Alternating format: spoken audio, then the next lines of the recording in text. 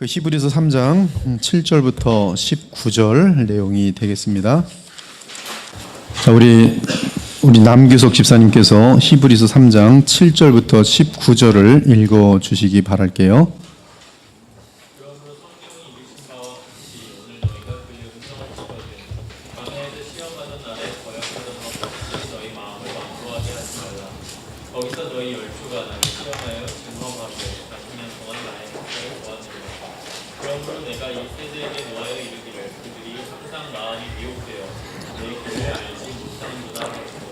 내가 노하여 맹세한 바와 같이 그들은 내 안식에 들어오지 못하리라 하였다 하였느니라.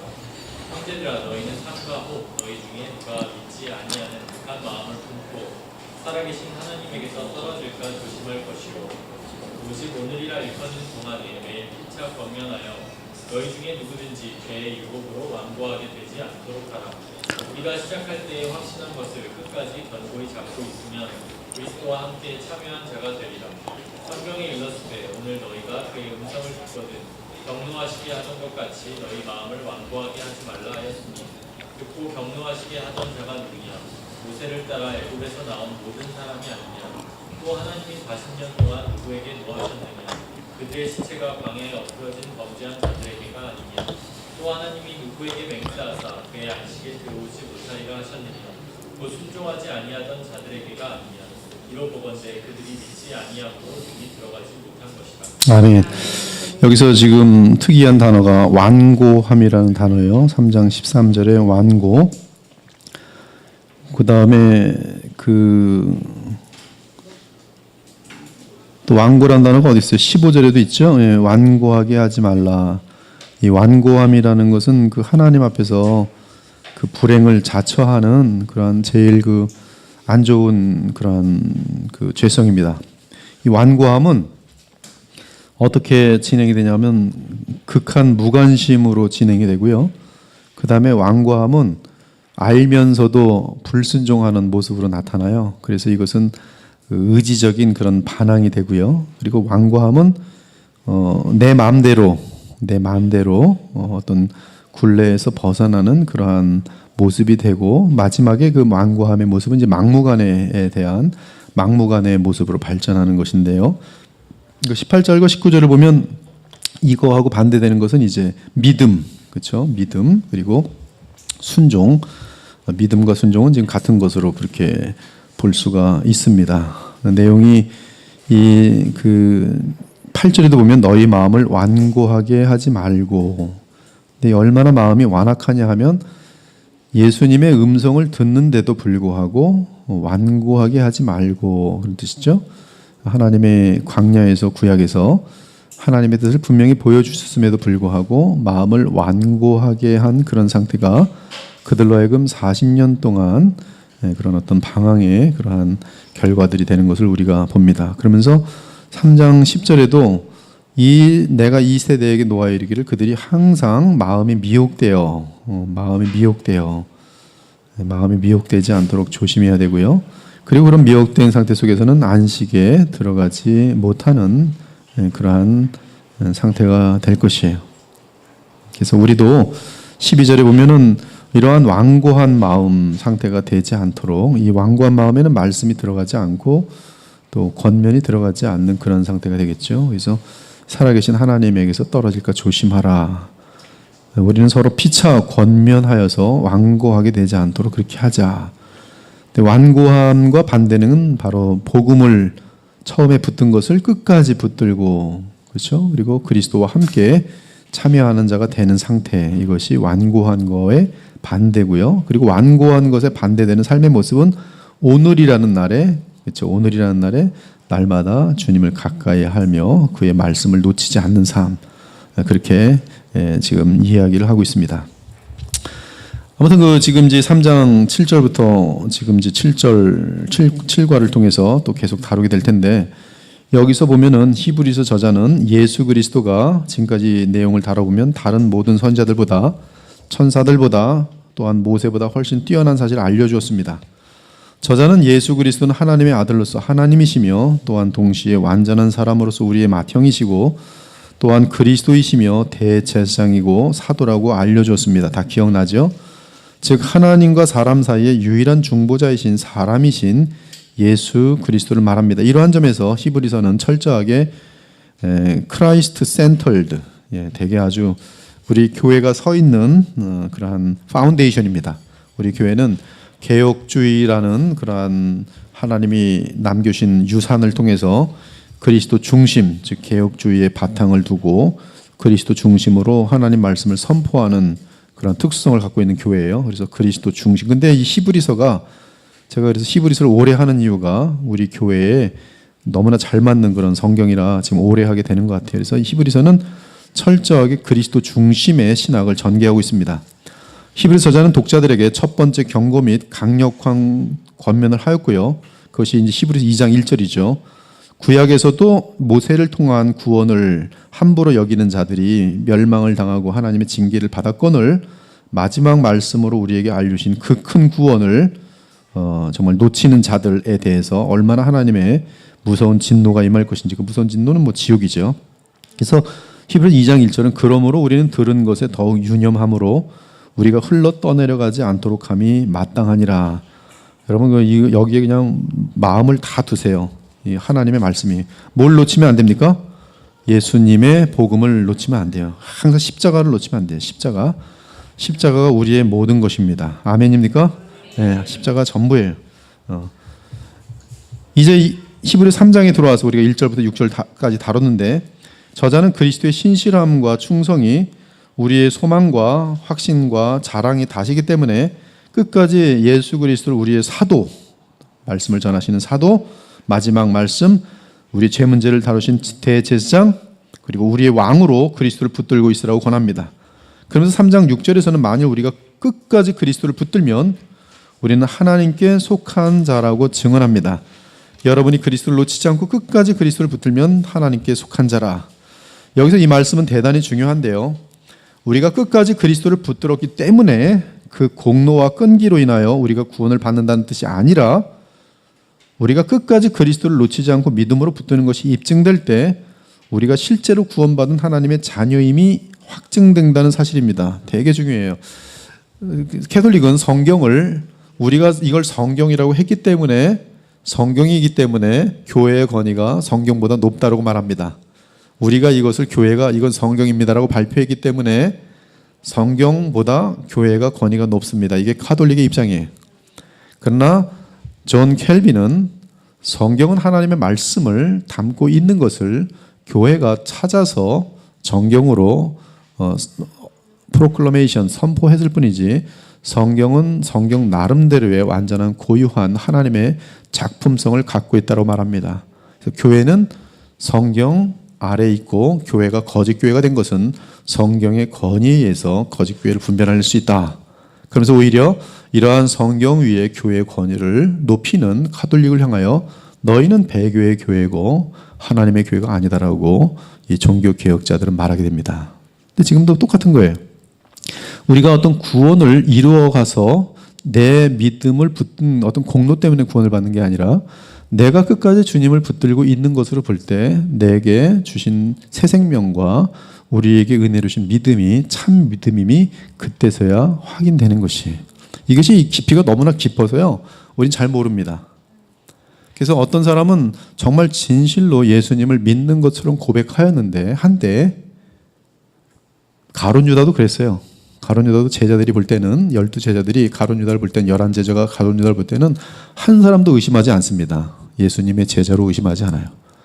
그러나 예수님만이 하나님의 그 관점에서 볼 때 저 사람은 나지 않아도 좋았을 뻔한 처음부터 가짜입니다. 처음부터 한 번도 이 가룟 유다에 대해서 축복한 적이 없어요. 그러나 단지 하나님의 그 깊으신 경륜 가운데 사도에 들어와 있을 뿐이에요. 그러나 그는 처음부터 가짜였어요. 그리고 가짜는 어떻게 드러나는가? 바로 그는 요한복음 12장에 보면 돈괴를 대는, 손을 대는 데서 드러났고, 즉 예수님보다는 돈에도 관심이 많았고, 그리고 마지막에는 자신의 정치성과 유익을 위해서 예수님을 팔아버리는 데서 그의 배교가 드러납니다. 그래서 우리는 어떤 사람이 교회를 열심히 다녔는데 분명히 어렸을 적에 끝에 가서는 이단에서 끝났다. 그럼 성경은 뭐라고 말하냐면 그 사람은 처음부터 구원받은 적이 없었다 이렇게 말해요. 근데 알미니우스라고 하는 그런 어떤 가르침은 참 신자였는데 그가 제대로 주님을 붙들지 않고 중간에 놓치면 버림을 받는다. 그래서 하나님은 네가 나를 꽉 붙들고 있으면 아 좋다 넌 내 자녀다. 나를 낳네 너는 가짜구나. 이렇게 버리는 것으로 그렇게 말을 하고 있어요. 이건 알미니우스의 개념인데요. 이 굉장히 지금 현대 시대에 놀랍게 많이 퍼지고 있어요. 굉장히 많이 퍼지고 있습니다. 목회자들 사회 속에서도 굉장히 많이 퍼지고 있어요. 근데 여러분들은 지금 그런 계통에 있질 않고 소위 켈비니즘에 지금 그대로 계속 서 있어요. 하나님은 여러분을 버리세요, 안 버리세요? 안 버려요. 만약에 버린 것처럼 보이고 버린 것으로 끝나면 그 사람은 처음부터 하나님이 택한 사람이 아니에요. 가짜가 들어와서 쭉정이가 들어와서 알고 긴 척한 거예요. 그래서 하나님은 자기의 아들의 생명을 가지고 있는 자를 절대로 버리신 일이 없어요. 그래서 우리는 이러한 끝까지 그리스도를 놓치지 않고 믿음으로 붙드는 것이 입증될 때 그제야 우리는 그가 실제로 구원받은 하나님의 자녀임이 확증된다는 사실이에요. 우리가 성경을 대하면서 늘 마음속에 기억해야 하는 것은 우리의 영원한 반석은 우리 자신이 아니라 우리의 모든 죄악을 담당하신 신실하신 예수 그리스도라는 사실입니다. 그분의 십자가상에서의 구속은 누구든 상관없이 그를 구원하는 데 충분한 반석이 오직 우리에게 필요한 것은 예수 그리스도와 그분의 십자가의 구속을 믿고 의지하는 것입니다. 그리고 이러한 믿음마저도 하나님의 은혜와 사랑이 아니고서는 유지가 될 수가 없어요. 여러분이 절대로 잊지 마셔야 돼요. 누가 나를 위해 기도해요? 예수님께서 나를 위해 기도하시는 것이 그것이 제일 내가 믿음을 잃지 않는 가장 위대한 그런 바탕입니다. 그러므로 오늘도 내가 주님을 버리지 않고 믿음을 지킨다면 그 공로는 사실 성경에 의하면 누구에게 가요? 예수님의 중보 기도에 가고요. 이 중보 기도는 무엇에 따라 하는가? 내가 어떻게 하느냐를 따라서 예수님께서 중보 기도 하시는 게 아니고 이것은 놀랍게도 태초까지 거슬러 올라갑니다. 그래서 하나님의 뜻 가운데에서 예수님은 중보 기도를 하시고 그리고 우리는 그 중보 기도에 의해서 하나님의 역사와 성령의 역사에서 믿음을 버리지 않고 끝까지 주님께 붙어있는 하나님의 백성으로 확증이 되어지는 것이. 그래서 오직 은혜입니다. 오직 은혜예요. 쉽게 말하면 끝까지 하나님께서 우리에게 주신 최고의 선물인 주 예수 그리스도를 붙들고 놓치지 않습니다. 여러분들 예수님 절대 놓치지 않지요? 않을 겁니다. 예. 물론 처음에 이러한 참믿음이 우리에게 임하는 것은 오직 하나님의 택함과 은혜로 주어집니다. 하지만 생명과 믿음을 소유한 이후 우리는 온 마음과 뜻을 다해 주 예수 그리스도와 그분의 십자가를 믿고 의지해야 돼요. 여기에 우리의 자유의지가 동원됩니다. 우리가 처음에 믿는 믿음은 완벽한 성령의 역사예요. 감권적인 성령의 역사, effectual calling이라고 하는데요. 근데 그렇게 해서 우리 가운데, 우리 안에 하나님의 강권에 의해서 생명이 심겨집니다. 예수님의 생명이 심겨져요. 근데 그 예수님의 생명을 가지고 내가 주님께 얼마나 나를 항복하는지는 여러분의 자유의지가 동반되게 돼 있어요. 그래서 성경은 그렇게 해라, 그렇게 하지 마라. 이 굉장히 많은 요구가 많아요. 그것은 뭐냐면 우리가 인격체라는 것이 전제가 되기 때문에 그래요. 로버트가 아닙니다.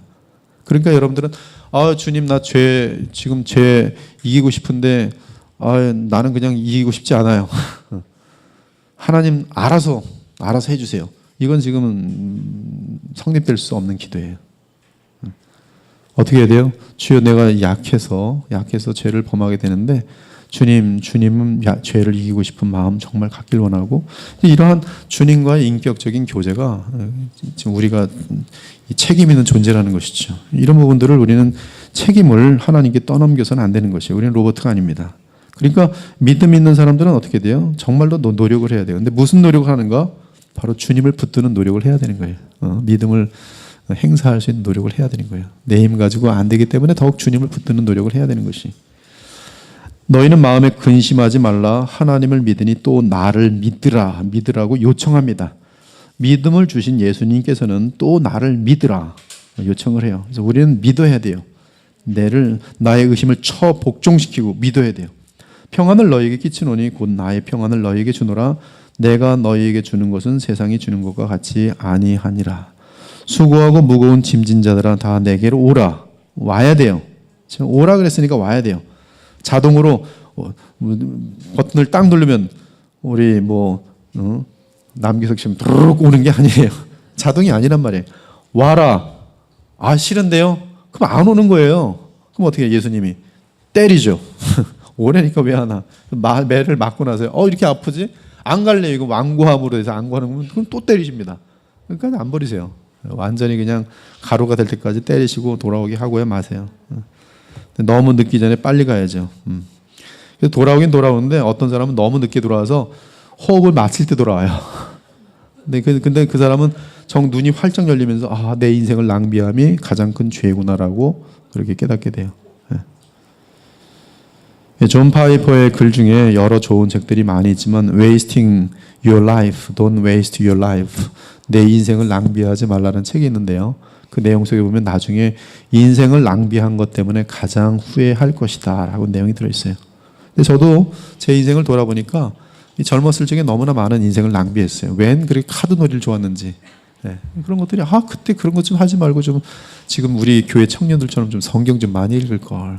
교회 다니고 있었는데도 그나마 늦게라도 복음을 알고 지금에서라도 주님께 충성하는 삶을 다 드리고 있는 것이 감사하죠. 이것도 내 힘이 아니라 하나님께서 그때그때 때리시고 만져주시고 돌아오게 하시고 하는 하나님의 은혜로 고백할 수밖에 없는 것입니다. 그래서 지금 조금이라도 주님을 제대로 닮아가고 있는 자리에 있다면 이건 역시 주님의 은혜라고 고백할 수밖에 없습니다.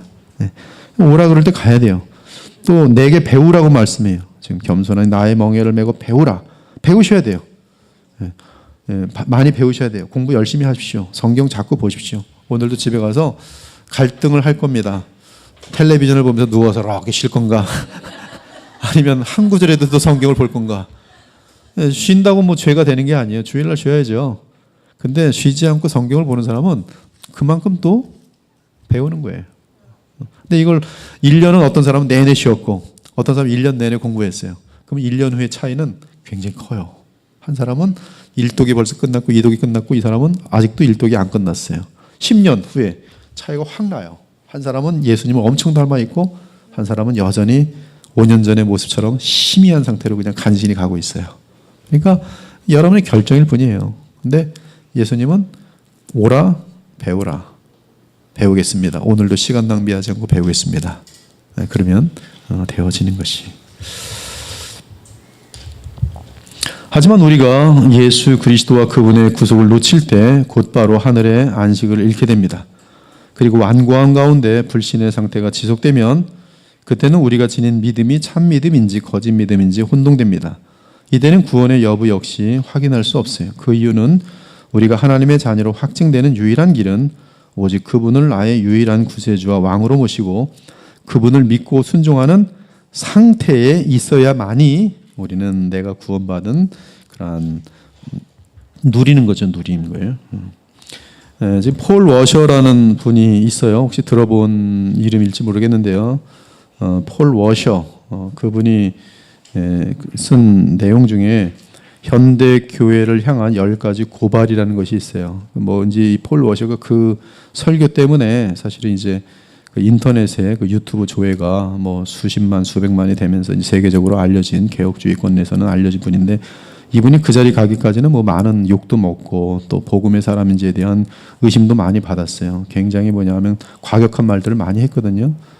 소위 예수님 영접기도 하고 다 예수님 구원받은 줄 알고 있는데 이분 얘기는 이제 당신들에게 열매가 없으면 지금 그걸 확증할 수 없다라는 아주 굉장한 얘기를 하면서 결국 그 이 폴 워셔의 그 글 속에 보면 고발장에 보면 당신들이 언제 진실한 마음으로 예수님을 영접했기 때문에 구원받은 것으로 오해하지 말라는 거예요. 오히려 현재 속에서 회개와 예수님을 믿는 믿음이 계속적으로 오늘도 진행되면서 주님으로부터 떠나지 않고 주님을 붙들고 있는 그 상태만이 당신들이 오늘도 구원받은 것을 나타내는 표시가 될 뿐이지. 근데 미국에 너무나 많은 사람들이 내가 한 20년 전에 예수님을 진심으로 영접한 적이 있었지. 당신 본어게인 크리스찬입니까? Yes, I am. 왜요? 내가 한 20년 전에 그때 어느 교회에서 진심으로 눈물을 흘리며 예수님을 영접한 적이 있었지. 이것이 얼마나 허군지에 대한 지적을 하는 그런 내용인 거죠. 그래서 그 중에 하나가 이제 상당히 많은 양이 이제 그 10가지 고발 속에서 한 가지가 이 부분이 들어있는데요. 이것은 히브리서도 지금 정확히 그런 식의 표현을 하고 있어요. 오늘이라는 날에 너희가 이 완고한 마음을 가지고 그리고 주님을 붙들지 않고서 있으면, 그럼 죄악 가운데 있다면, 그러고도 나는 하나님의 자녀다라고 말하고 있으면 너희들은 어쩌면 가짜일지 모른다. 분명히 정확하게 지적하고 있어요. 점검해봐라. 네가 지금 예수님 안에 있는지. 예수님 안에 있지 않은 것 같은데요. 그럼 어떻게 해요? 회개하라. 회개하라. 그리고 신속히 더 늦기 전에 돌아와라. 당신이 하나님의 자녀인 것은 꾸준하게 예수님 안에 거하면서, 물론 매도 맞을 거예요. 그러나 이건 매라는 것을 알게 돼 있습니다. 주님이 나를 떼시는구나. 그래서 이 내가 구원받은 자녀라는 것을 의심하지 않도록 그렇게 되어 있어요. 지금 여러분에게 지아이 윌리엄슨의 이제 소요리 문답을 제가 PDF 파일을 교회 카페에다 올려놓고 원하시는 분들 읽고 시험을 좀 치라 그랬는데요. 거기 내용 속에 보면은 이러한 내용들이 많이 있어요. 구원의 확증, 내가 하나님의 자녀인지 아닌지에 대한 확증. 근데 그 내용 속에서 가장 내가 하나님의 자녀인 것을 보증하는 것이 뭐가 있냐면, 내가 오늘도 회개와 믿음이 실행되고 있는가. 이것이 멈춰지지 않고 오늘도 진행되고 있으면 그것이야말로 가장 분명한 하나님의 자녀의 특징이라고 알려주고 있어요. 우리는 다 여러분 의식하지 못하는 죄하고 의식하는 죄하고 어떤 게 더 많을 것 같아요? 의식하지 못하는 죄가 훨씬 많아요. 그리고 믿음이 깊은 사람이 보는 죄의식하고 예수님 믿은 사람이 갖는 죄의식하고 너무나 차이가 나요. 믿음이 연약한 사람은 저 사람들의 마음을 찢어놓고서도 아무런 양심의 가책도 느끼지 못하고 양심이 아프지도 모릅니다. 왜? 몰라서. 그러나 예민하여지고 믿음이 깊어지면 말 한마디 하고서도 그것 때문에 깊은 회개를 할 수가 있어요. 이것이 이 사람이 그래서 나는 의식을 못하기 때문에 전혀 하나님 앞에서 떳떳합니다. 그러나 사실은 하나님 볼 때는 많은 부분에서 아직 열악하고 죄가 되는 것들이 많다는 것이. 그래서 우리 모두는 사실은 내가 알지 못하는 죄가 훨씬 많습니다. 근데 우리는 내가 주님 앞에 양심으로 떳떳할 때는 괜찮아요. 왜? 영적 순위 그뿐이 되지 않으니까. 그래서 우리는 자기가 아는 죄 외에는 회개하기가 쉽지 않습니다.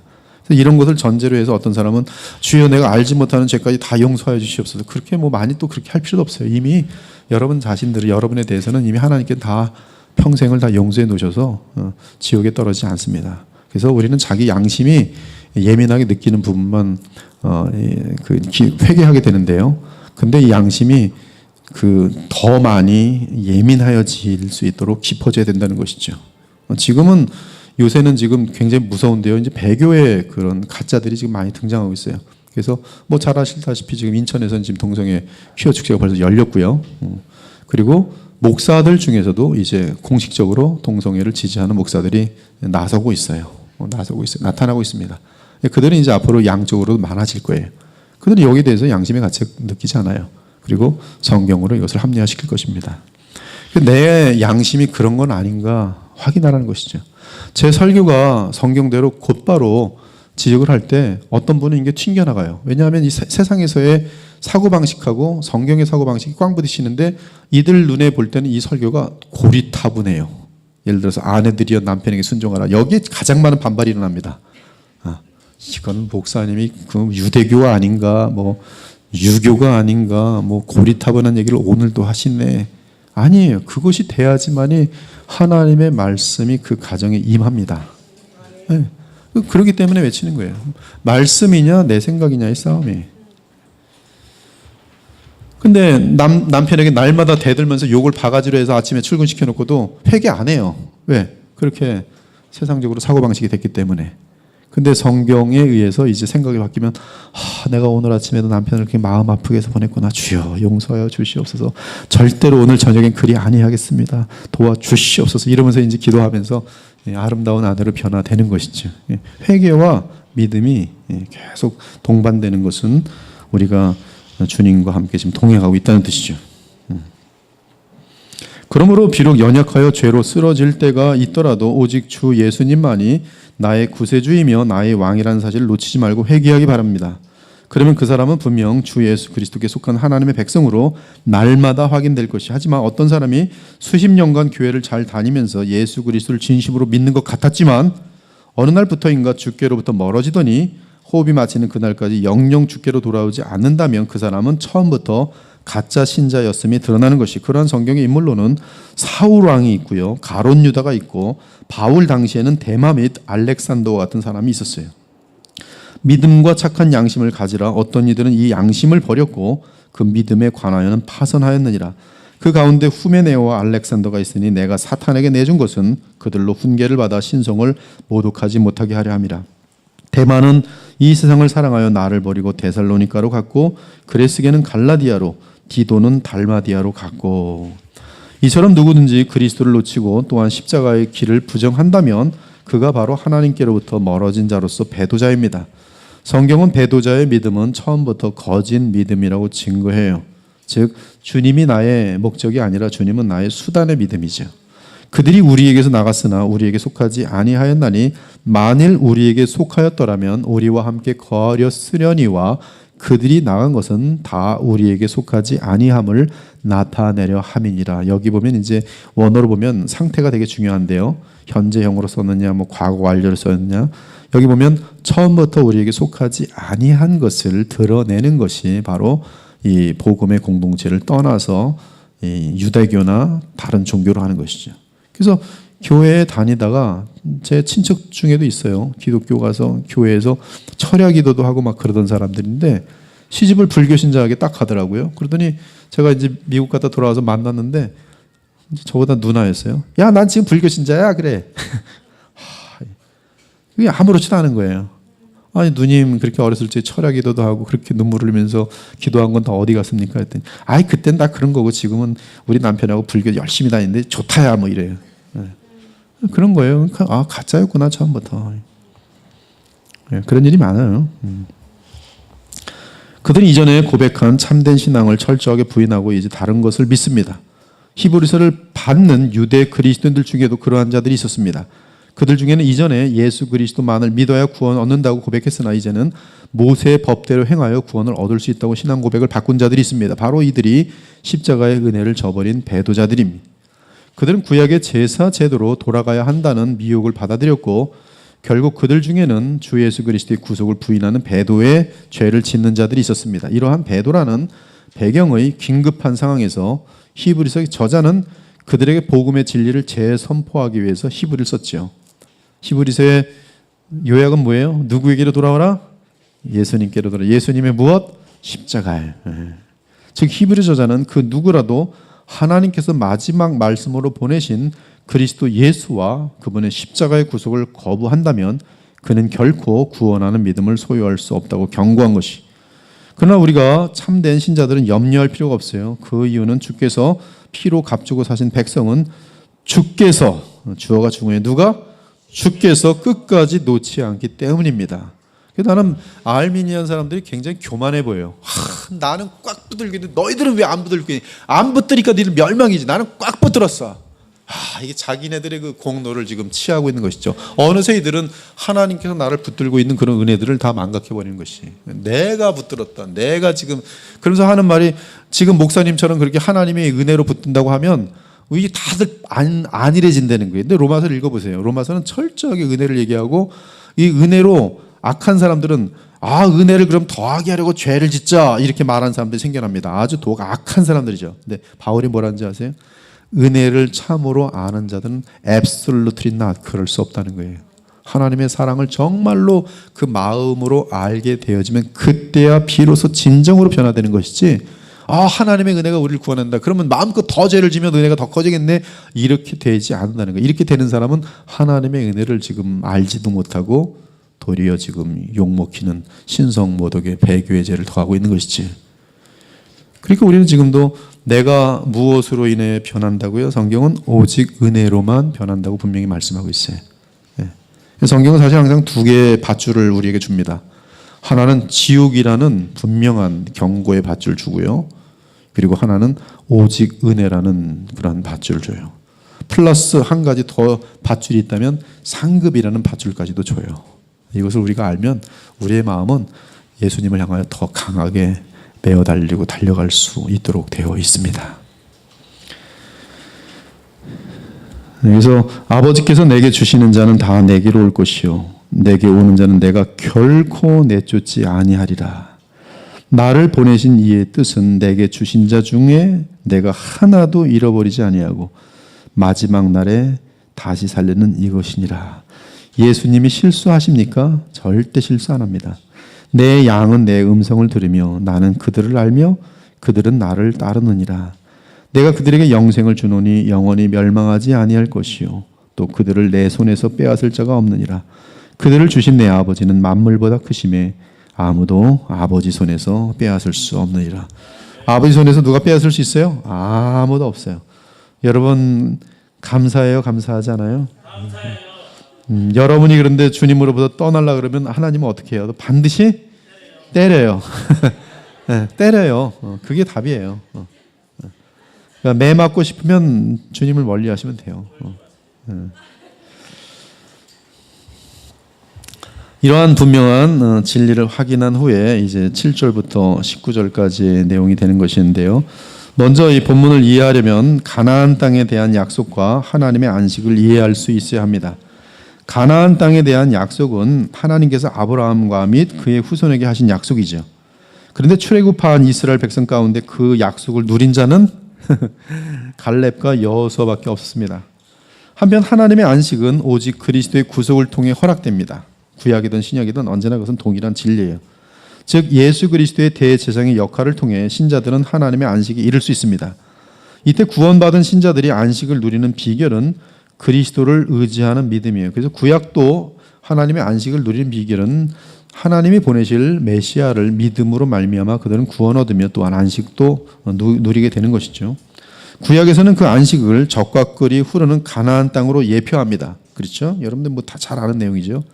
즉 예수 그리스도를 통한 하나님의 안식은 실체이고 가나안 땅에 들어가는 것은 참되고 영원한 안식을 예표하는 구약의 약속이었어요. 이분을 정확하게 알고 있어야 히브리서 저자의 의도를 파악할 수 있습니다. 먼저 3장에서 7절 이하를 보면 저자는 시편 95편 7절에 11절을 인용하는데요. 그 내용은 다윗이 쓴 시편입니다.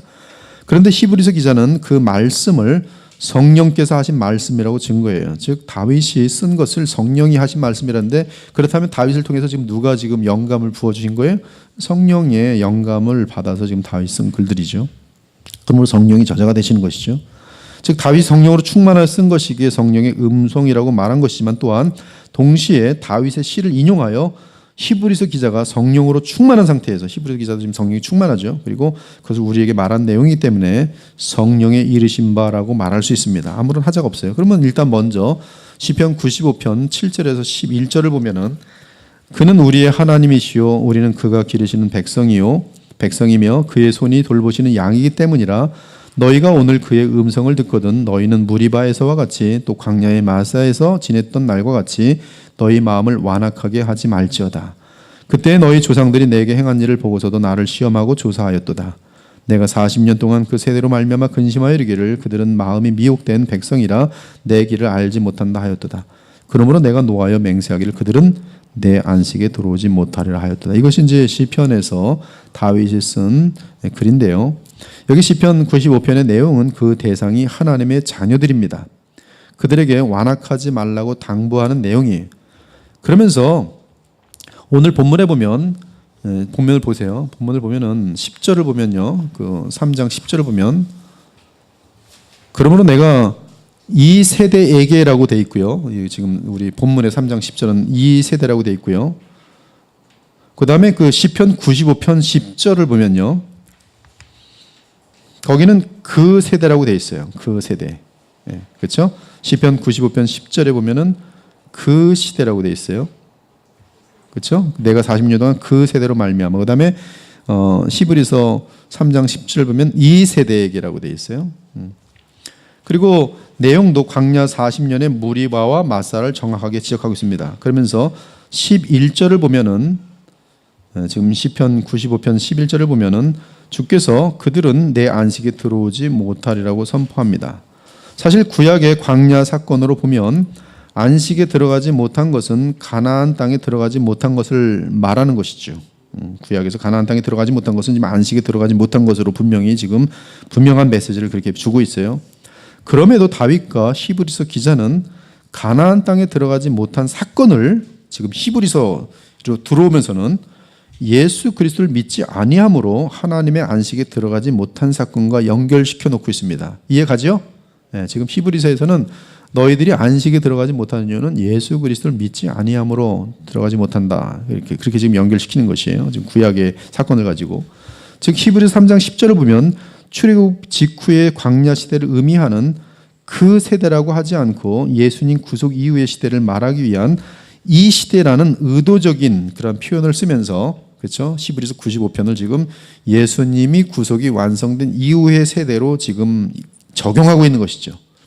즉 구약에서 그 시대가 가나안 땅에 들어가지 못한 것과 예수님의 구속이 이루어진 이후에 지금 이 시대에 살아가는 주의 백성들이 하나님의 안식에 들어가지 못한 것을 연결함으로써 히브리서의 독자들이 그리스도를 믿지 않으면 절대적으로 하나님의 안식에 들어가지 못하는 것을 분명하게 한 것입니다. 어렵지 않죠? 네. 즉 이스라엘 민족의 구원의 여정을 보면 이스라엘 백성은 애굽의 바로 황제 아래에서 노예로 있었고요. 하지만 하나님께서 첫 번째 유월절 날에 흠없는 어린 양이 죽임을 당할 때 자기 백성을 구속하시고 애굽에서 나올 수 있도록 역사하셨습니다. 하나님께서는 전능하신 손으로 애굽 바로 왕의 손아귀에서 이스라엘 자손을 구원하셨어요. 물론 이스라엘 백성이 애굽에 거하는 것이나 광야에 거하는 것은 하나님의 뜻이 아니었습니다. 그 이유는 하나님께서는 아브라함과 언약하시기를 그의 후손에게 가나안 땅을 주시기로 약속하시기 때문이죠. 따라서 이스라엘 백성을 향한 하나님의 뜻은 아브라함과 이삭과 야곱과 맺은 언약의 내용처럼 그들이 가나안 땅으로 들어가 그 땅을 유업으로 받는 것이었습니다. 하지만 그들은 광야에 거하는 동안 하나님께서 그들을 가나안 땅으로 인도하실 것이라는 약속을 믿지 않고 불순종합니다. 따라서 그들은 하나님의 약속을 누리지 못하고, 그렇죠? 가나안 땅을 누리지 못하고 40년 동안 광야에서 머물다가 광야에서 죽었어요.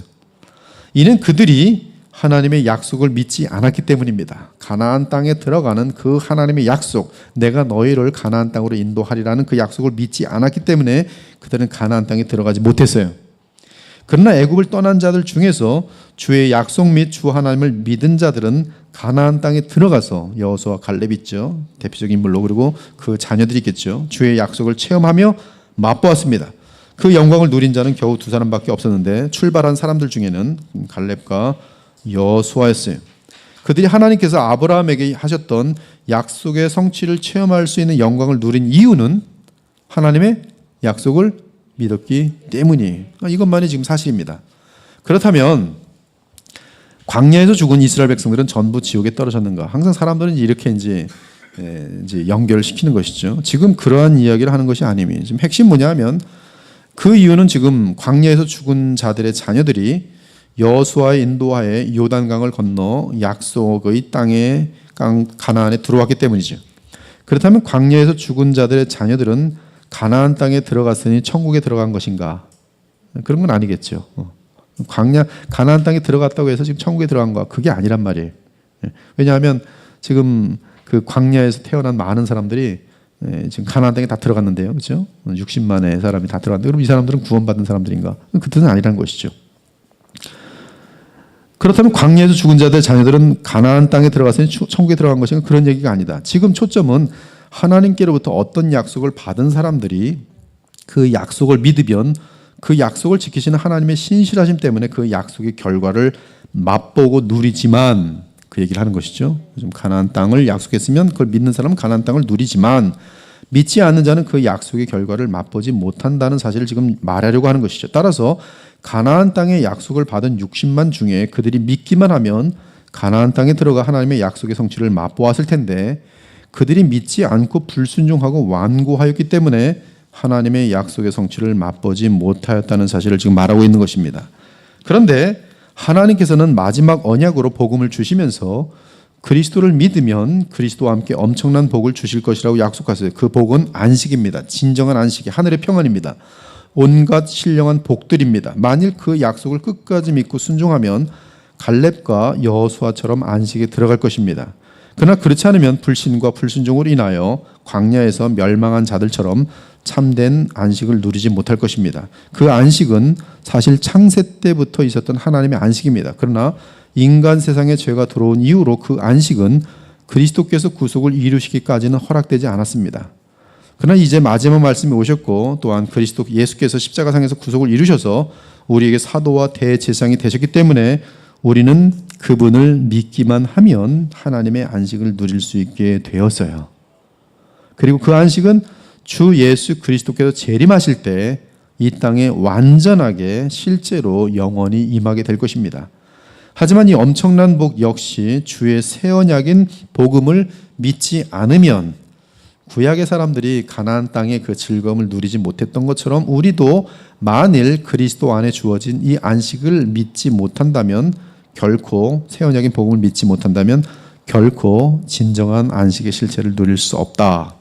오직 믿는 자만 그리스도를 통한 하나님의 안식을 누린다. 그것이 이 지금 본문의 내용인 것이. 그래서 14절은 그것을 말하고 있죠. 우리가 시작할 때 확신한 것을 끝까지 견고히 잡고 있으면 그리스도와 함께 참여한 자가 되리라. 즉 히브리서 저자는 14절의 결론을 내리기 위해 구약의 광야 40년을 언급한 것이, 구약에서 젖과 꿀이 흐르는 가나안 땅에 들어가지 못한 자들은 믿지 않는 자들이었어요. 마찬가지로 그리스도 안에서 주어진 하늘의 진정한 안식을 누리지 못하는 자들은 하나님의 새 언약인 복음을 믿지 않는 자들임을 말하려는 것입니다. 혹시 구원을 얻은 자라 할지라도 불신의 상태에서나 완고한 상태에서는 결코 하나님의 안식을 오늘이라는 날에 누릴 수 있어요? 없어요? 없어요. 오직 뭐로만 누릴 수 있어요? 믿고 순종할 때만 누려질 수 있어요. 과거에는 그것이 시간이 지나서 가나안 땅에 들어가야지만 누릴 수 있었지만 지금 우리는 그 실체가 영적으로 있기 때문에 지금 믿고 순종하려는 진실한 마음으로 주님을 붙들면, 그리스도를 붙들면 그 안식을 누릴 수 있어요? 없어요? 누릴 수 있어요. 그것이 지금 말하려고 하는 히브리서 기자의 의도라는 것이죠. 그러므로 구원받은 자라 하더라도 늘 깨어서 그리스도를 놓치지 않아야 오늘이란 날에 안식을 누릴 수 있고, 나아가 그 안식은 우리가 죽을 때 영원한 안식으로 들어갈 수가 있는 것이. 그렇지 않으면, 그렇죠? 그렇지 않으면 이 땅에 사는 동안에도 안식을 누릴 수 있어요? 없어요? 없어요. 나아가 완고함이 지적되면 그 사람은 구원받은 사람인지 아닌지 우리는 인간들은 보기에 헷갈리는 거예요. 헷갈리는 거예요. 자신도 모르고 누구만 아세요? 하나님만이 알아요. 되게 헷갈리는 사람들 많아요. 출애굽을 한 이스라엘 백성은 40년 동안 하나님 화나게 만들었으며 심지어 모세마저 반석에서 말하지 않고 반석을 2번 때림으로 인하여 하나님을 경록해 하였습니다. 그래서 모세도 가나안 땅에 들어갔어요? 못 들어갔어요? 근데 모세 구원 받았어요? 구원 못 받았어요? 구원은 받았어요. 그런 꼭 관련된 게 아니에요. 지금 안식을 누리느냐 누리지 못하느냐의 거는 너희가 믿음으로 순종하느냐 그렇지 않느냐 그거에 딸려 있다는 가장 중요한 메시지라는 것이고, 구약의 이것은 역사적인 사건이지만 이제 예수님이 오신 이후로 구속을 이루셨는데 안식을 누리려면 어떻게 돼요? 우리가 믿고 순종할 때 하나님의 안식을 누릴 수 있다. 그 얘기를 지금 하고 있는 것이죠. 그래서 모세도 가나안 땅에 들어가지 못했습니다. 이에 애굽에서 나왔던 모든 장년들은 갈렙과 여호수아 외에 아무도 약속의 땅에 들어가지 못했어요. 오늘 본문에서 가장 많이 반복되는 단어는 처음에 말씀드린 것처럼 완고라는 단어인데요. 원어로는 수쿨레일 루노이고 그 뜻은 마르다, 딱딱하다라는 뜻입니다. 완고라는 단어는 8절, 13절, 15절 그리고 4장 7절, 또 완고한 상태에 대해서는 12절에 설명하고 있는데 믿지 아니하는 악한 마음을 품은 상태로 설명하고 있고, 13절은 완고한 상태는 바로 죄에 빠져 있을 때 완고한 상태가 되는 것을 말해주고요.